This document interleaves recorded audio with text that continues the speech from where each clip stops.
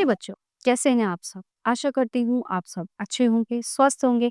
स्वागत है आपका इस कक्षा में। आइए आज हम पढ़ते हैं व्याकरण का पाठ 21 पत्र लेखन यानी कि लेटर राइटिंग। पत्र, जब हम अपने विचार, ठीक है ना, विचार मतलब कि कोई हमारा जैसे कोई रिश्तेदार है, कोई भी रिलेटिव है, कोई हमारा मित्र है, कोई हमारे अंकल हैं, आंटी हैं, मतलब कि हम किसी से घर से दूर होते हैं, तो जब हम उन्हें जो है अपने विचार या हमें उनकी याद आती है तो पत्र के द्वारा लिखकर हम उन तक पहुंचाते हैं और फिर उसका जवाब हमें मिलता है। लेकिन अब जैसे जैसे जो है विज्ञान का युग हुआ है, वैज्ञानिक युग बढ़ा है और आधुनिकता आ गई है, तो पत्र का थोड़ा चलन जो है वो कुछ कम हो गया है। जैसे हम व्हाट्सएप के द्वारा, व्हाट्सएप है, मैसेजेस है, ईमेल है ना, वीडियो कॉल है और मैसेंजर है, इनके थ्रू हम जो है बात बहुत आसानी से कर लेते हैं। लेकिन कुछ कार्य ऐसे हैं जहां पर पत्रों का प्रयोग भी बहुत ही आवश्यक है।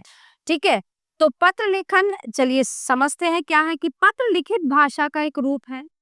वर्तमान समय में संचार के नए नए साधनों के होने के बावजूद पत्र आज भी संचार का एक महत्वपूर्ण साधन है। इसके द्वारा हम दूर रहने वाले अपने मित्रों, रिश्तेदारों, प्रियजनों और अन्य लोगों तक अपनी बात पहुंचाते हैं तथा उन्हें अपनी कुशलता की जानकारी देते हैं।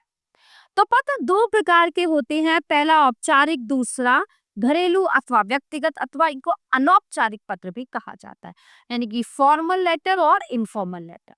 तो औपचारिक पत्र क्या होते हैं कि ये पत्र विद्यालय के आचार्यों, अधिकारियों, व्यापारियों तथा पुस्तक विक्रेताओं आदि को लिखे जाते हैं और इनमें संदेश की प्रधानता रहती है। फिर आता है घरेलू अथवा व्यक्तिगत पत्र। ये पत्र अपने मित्रों, संबंधियों, परिचितों आदि को लिखे जाते हैं। पत्र लिखते समय ध्यान देने योग्य बातें। देखिए, पत्र लिखना एक कला है, इसलिए इसे लिखते समय कुछ बातों का ध्यान रखना बहुत जरूरी है। पत्र की भाषा सरल, सहज और स्पष्ट होनी चाहिए। पत्र में लिखे वाक्य छोटे छोटे और अर्थ देने वाले होने चाहिए। पत्र में लिखावट साफ और सुंदर होनी चाहिए। विराम चिन्हों का उचित प्रयोग होना चाहिए, अन्यथा पूरे पत्र का अर्थ बिल्कुल बदल जाता है।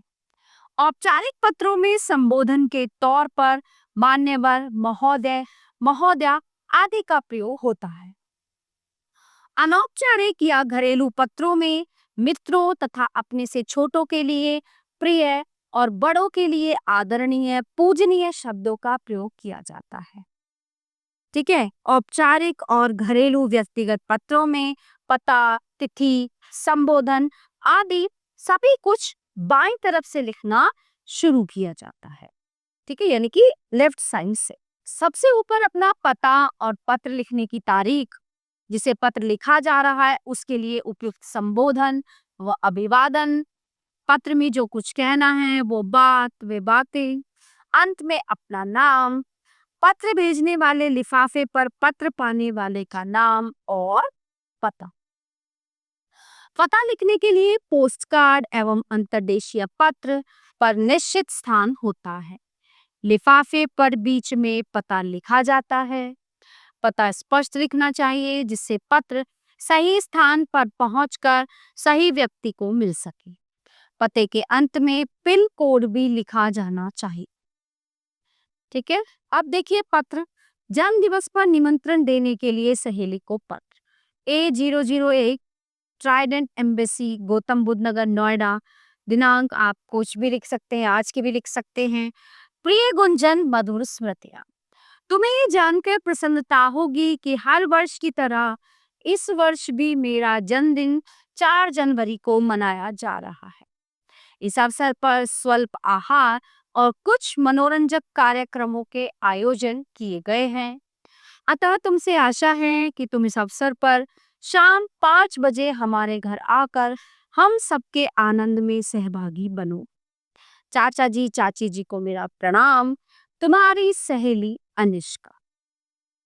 पत्र नंबर 2 ये इसी तरह है, ये भी ठीक है। अब देखिए यहाँ पे आया फॉर्मल लेटर। क्या करना है इसमें कि विद्यालय से अवकाश हेतु प्रार्थना पत्र। ठीक है, देखिए सेवा में श्रीमान प्रधानाचार्य महोदय, एसडी मॉडल स्कूल पटना। दिनांक आज आपकी भी दिनांक आप आज की भी लिख सकते हैं। महोदय, निवेदन है कि आज मुझे घर पर आवश्यक कार्य है। मुंबई से मेरे मौसा जी एवं मौसी जी आए हुए हैं।